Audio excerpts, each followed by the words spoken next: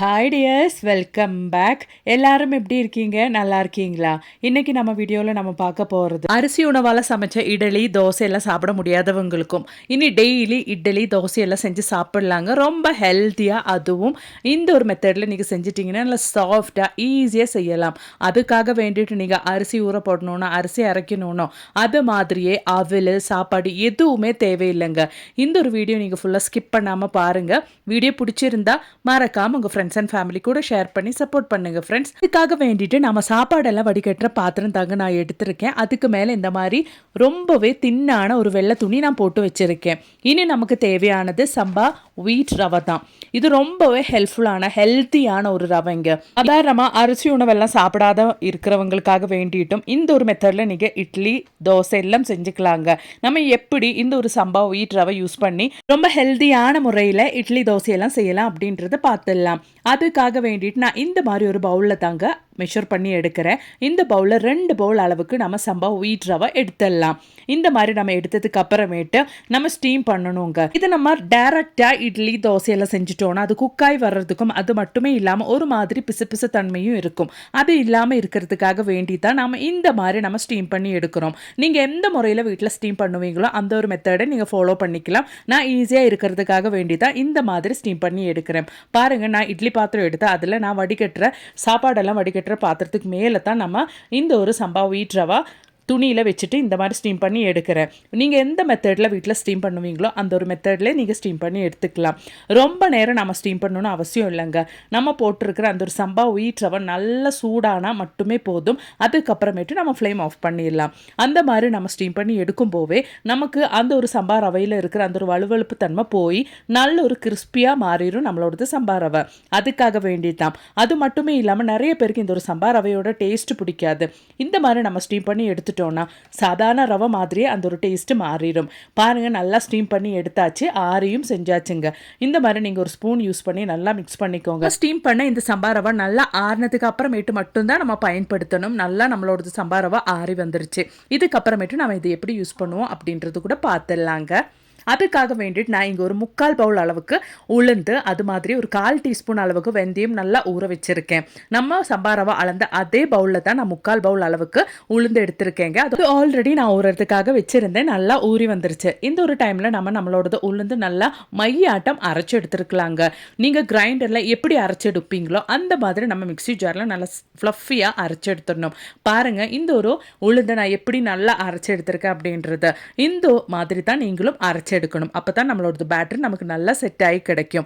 அதுக்கு முன்னாடி ஒரு பாத்திரத்தை நம்ம ஆல்ரெடி ஸ்டீம் பண்ண அந்த ஒரு சம்பா வீட் ரவை நல்லா ஆறுனதுக்கு அப்புறமேட்டு நம்ம இந்த ஒரு மாதிரி ஒரு பவுலுக்கு ட்ரான்ஸ்ஃபர் பண்ணிடலாம். அதுக்கப்புறமேட்டு நம்ம இப்போ அரைச்சா உளுந்தும் வெந்தயம் சேர்த்த அந்த ஒரு மிக்ஸை நம்ம இந்த மாதிரி ஊற்றிடலாம். பாருங்க, 3/4 பவுல் அளவு உளுந்து எப்படி நல்லா கிரைண்டரில் அரைச்ச மாதிரி நம்ம மிக்சியில் அரைச்சி எடுத்திருக்கோம் அப்படின்றது.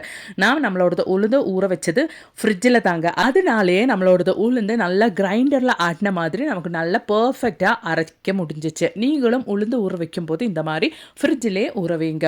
இதுக்கப்புறமேட்டு தேவையான அளவுக்கு உப்பு போட்டதுக்கு அப்புறமேட்டு நல்லா கையாலேயே கை நல்லா வாஷ் பண்ணதுக்கு அப்புறமேட்டு நீங்கள் மிக்ஸ் பண்ணி எடுத்துக்கோங்க.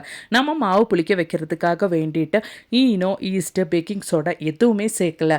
அது மட்டுமே இல்லாமல் நம்ம இந்த ஒரு பேட்டரில் சாப்பாடு, அவல், அரிசி எதுவுமே சேர்க்காம நல்ல பர்ஃபெக்டாக ஹெல்த்தியான முறையில் தான் இந்த ஒரு பேட்டர் ரெடி பண்ணுறோம். சம்பா வீட் ரவையோட ஹெல்த் பெனிஃபிட்ஸ் நீங்கள் தெரிஞ்சுக்கணுன்னா ஜஸ்ட் ஒன்று கூகுள் பண்ணி பார்த்தாலே உங்களுக்கு தெரியுங்க. நிறைய பேர் இன்றைய காலத்தில் வெயிட் லாஸ்க்காக வேண்டிட்டும், அது மட்டுமே இல்லாமல் நிறைய ரீசனுக்காக வேண்டிட்டும் நைட் எல்லாம் சப்பாத்தி தான் சாப்பிடுவாங்க. அந்த மாதிரி சப்பாத்தி சாப்பிட்டு சலிச்சவங்களுக்கு இந்த ஒரு மெத்தடில் இட்லி தோசை எல்லாம் செஞ்சு சாப்பிட்டீங்கன்னா full of protein rich content இதில் நிறைய அடங்கி இருக்கிறதுனாலே தைரியமாக நீங்கள் காலையிலையும் நைட் எல்லாம் இதை எடுத்துக்கலாங்க. கண்டிப்பாக இந்த ஒரு மெத்தடில் நீங்கள் பேட்டர் செஞ்சுக்கோங்க. பாருங்கள், இந்த ஒரு கன்சிஸ்டன்சியில் தான் நம்மளோட பேட்டர் நீங்கள் ரெடி பண்ணணும். நிறைய தண்ணி ஊற்றாதீங்க. நிறைய தண்ணி ஊற்றி நீங்கள் பேட்டர் செஞ்சுட்டீங்கன்னா அதுக்கப்புறமேட்டு நீங்கள் இட்லி வேக வைக்கும் போது, தோசை சுட்டு எடுக்கும் போதும் நிறைய டைம் எடுக்குங்க அது வெந்து கிடைக்கிறதுக்கு. அவ்வளோதான் நம்மளோட பேட்டர் நான் ரெடி பண்ணி எடுத்துட்டேன். நான் இங்கே காலையிலைக்காக தாங்க ரெடி பண்ணிட்டு இருக்கிறேன். ஓவர் நைட்டு நான் இதை ரெஸ்ட் பண்ணுறதுக்காக வைக்க போகிறேன். நம்ம மினிமம் இது ஒரு 8 மணி நேரத்துக்கு ஊற வச்சா போதுங்க. நல்லா பர்ஃபெக்டாக நம்மளோட மாவு நமக்கு ரெடியாகி வந்துடும். அவ்வளோதான். பாருங்கள், நம்மளோடது நெக்ஸ்ட் டே மார்னிங் நான் இந்த பாத்திரம் உங்களுக்கு ஓப்பன் பண்ணி காமிக்கிறேன். நல்ல பர்ஃபெக்ட் கன்சிஸ்டன்சியில் நம்மளோடது சம்பா வீட் ரவா நல்லாவே பொந்தி வந்துருச்சு. நல்ல நல்ல சம்பா வீட் ரவா பேட்டர் இங்கே ரெடி ஆயிருச்சு. இந்த ஒரு பேட்டரை யூஸ் பண்ணி நம்ம டேஸ்டியாக ஹெல்த்தியாக இட்லி தோசை எல்லாம் செஞ்சு சாப்பிட்றலாங்க. பாருங்கள், உங்களுக்கு பார்த்தாலே தெரியும், ரொம்பவே புளிச்சும் வரல. கரெக்டான கன்சிஸ்டன்சியில் நம்மளோடது மாவு நம்ம புளிக்க வச்சுட்டோம். நம்ம கை யூஸ் பண்ணி நல்லா மிக்ஸ் பண்ணி எடுத்ததுனாலே நம்ம கையில் இருக்கிற அந்த ஒரு குட் பாக்டீரியாஸ் நம்மளோடது மாவு புளிக்க வைக்கிறதுக்காக நமக்கு ஹெல்ப் பண்ணும். இப்போ நம்ம இந்த ஒரு பேட்டரை யூஸ் பண்ணி எப்படி இட்லி செய்கிறோம் அப்படின்றது கூட பார்த்துடலாம். அதுக்காக வேண்டிட்டு நான் இங்கே 2 கேரட் எடுத்திருக்கேங்க. அதை நல்லா இந்த மாதிரி துருவி அதில் சேர்த்துக்கலாம். அதுக்கப்புறமேட்டு 1 டீஸ்பூன் அளவுக்கு இஞ்சி இந்த மாதிரி பொடியை கட் பண்ணி எடுத்திருக்கேன். அதுக்கப்புறமேட்டு கறிவேப்பிலை, அது மாதிரி பச்சை மிளகா, மல்லி இலை இதெல்லாம் பொடியாக கட் பண்ணி அது கூட சேர்த்துருக்கேன். உங்கள் கையில் வேறு வெஜிடபிள்ஸ் எல்லாம் இருந்தால் நீங்கள் தேவைன்னா அது கூட சேர்த்துக்கலாம். இதுக்கப்புறமேட்டு இந்த ஒரு மிக்ஸில் நம்ம ஆல்ரெடி அரைச்ச அந்த ஒரு சம்பா வீட் ரவா பேட்டர் கூட நம்ம சேர்த்து கொடுத்துக்கலாம். அதுக்கப்புறமேட்டு நல்லா மிக்ஸ் பண்ணி எடுத்துக்கலாங்க. தேவையான அளவுக்கு உப்பு வேணும்னா இந்த ஒரு ஸ்டேஜில் நீங்கள் சேர்த்து கொடுத்துக்கலாம். ஏன்னா ஆல்ரெடி நம்ம பேட்டர் அரைச்சதுக்கு அப்புறமேட்டு நம்ம உப்பு சேர்த்து கொடுத்துருந்தோம். கொஞ்சம் பேட்டர் நான் எடுத்து வச்சிருக்கேன் தோசை செய்யறதுக்காக வேண்டிட்டு. அவ்வளோதான், நம்மளோட வெஜிடபிள்ஸ் எல்லாம் நல்லா மிக்ஸ் பண்ணி எடுத்துக்கலாம். நல்ல டேஸ்டியான ஹெல்த்தியான வெஜிடபிள் சம்பா வீட் ரவா இட்லி தான் நம்ம இங்கே செய்ய போகிறோம். வெஜிடபிள்ஸ் கூட நம்மளோட பேட்டர் நல்லபடி இந்த மாதிரி மிக்ஸ் பண்ணி எடுத்துக்கலாம். அதுக்கு மேலே ஒரு 1/4 டீஸ்பூன் அளவுக்கு பெருங்காய பவுடர் கூட நம்ம தூவி விட்டுக்கலாங்க. இது ஆப்ஷனல் தான், நீங்கள் உங்களுக்கு வேணும்னா நீங்கள் சேர்த்தா போதும். அதுவும் சேர்த்து நல்லா இந்த மாதிரியோட மிக்ஸ் பண்ணிவிட்டு கொஞ்சம் தண்ணி சேர்த்துக்கலாம். ஏன்னா ரொம்ப திக்கு கன்சிஸ்டன்சியாக இருந்ததுனாலே கொஞ்சம் லூஸ் ஆகிறதுக்காக வேண்டிட்டு கொஞ்சம் மட்டுமே தண்ணி நான் ஊற்றிட்டேன். இந்த ஒரு கன்சிஸ்டன்சியில் தாங்க நம்மளோடது பேட்டர் இருக்கணும். ஒரு 5 நிமிஷம் டைமுக்கு வெஜிடபிள்ஸ் எல்லாம் சேர்த்துட்டு நம்மளோடது பேட்டர் நம்ம ரெஸ்ட் பண்ணுறதுக்காக வச்சிடலாம். அதுக்கப்புறமேட்டு நான் இந்த மாதிரி இட்லி தட்டில் கொஞ்சம் ஆயில் ஊற்றிட்டு நல்லா ஸ்ப்ரெட் பண்ண விட்டதுக்கு அப்புறமேட்டு பேட்டர் இந்த மாதிரி ஊற்றுறேங்க. ரொம்பவே டேஸ்டியாக ஈஸியாக நமக்கு நம்மளோடது இட்லி வெந்து கிடைக்கும். குழந்தைங்களுக்கும் பெரியவங்களுக்கெல்லாம் இந்த மாதிரி செஞ்சு கொடுத்துட்டிங்கன்னா அவங்களுக்கும் ரொம்பவே பிடிக்குங்க. அந்த ஒரு சம்பா வீட் ரவைன்னதே தெரியாதுங்க. வெஜிடபிள்ஸ் எல்லாம் சேர்த்து நம்ம இது செய்கிறதுனாலேயே ரொம்பவே ஹெல்த்தியாகவும் இருக்கும், டேஸ்டியாகவும் இருக்குங்க. அவ்வளோதான், நம்மளோட டேஸ்டியான ஹெல்த்தியான சம்பா வீட் ரவா வெஜிடபிள் இட்லி நான் ஸ்டீம் பண்ணுறதுக்காக வச்சுட்டேன். இங்கே நமக்கு சீக்கிரமாகவே வெந்தும் கிடைச்சாச்சுங்க. கையில் கொஞ்சம் தண்ணி அப்ளை பண்ணிவிட்டு நீங்கள் இந்த மாதிரி தொட்டு பார்த்துட்டிங்கன்னா ஒட்டாமல் வந்துச்சுன்னா கரெக்டாக உங்களோட இட்லி ரெடி ஆயிருச்சு அப்படின்னு அர்த்தம். நம்ம இந்த ஒரு சம்பா வீட் ரவா நல்லா ஸ்டீம் பண்ணிட்டு தான் இட்லி பேட்டர் ரெடி பண்ணியிருக்கோம். அதனாலே ஈஸியாக சீக்கிரமாகவே நமக்கு நம்மளோடது இட்லி குக்காய் கிடைக்கும். அப்படி செய்யாமல் நம்ம இட்லி ரெடி பண்ணிட்டோம்னா ரொம்பவே டைம் எடுக்கும். அது மட்டுமே இல்லாமல் ரொம்ப ஒரு வலுவழுப்பு தன்மை இருந்துகிட்டே இருக்குங்க நம்மளோடது இட்லியில்.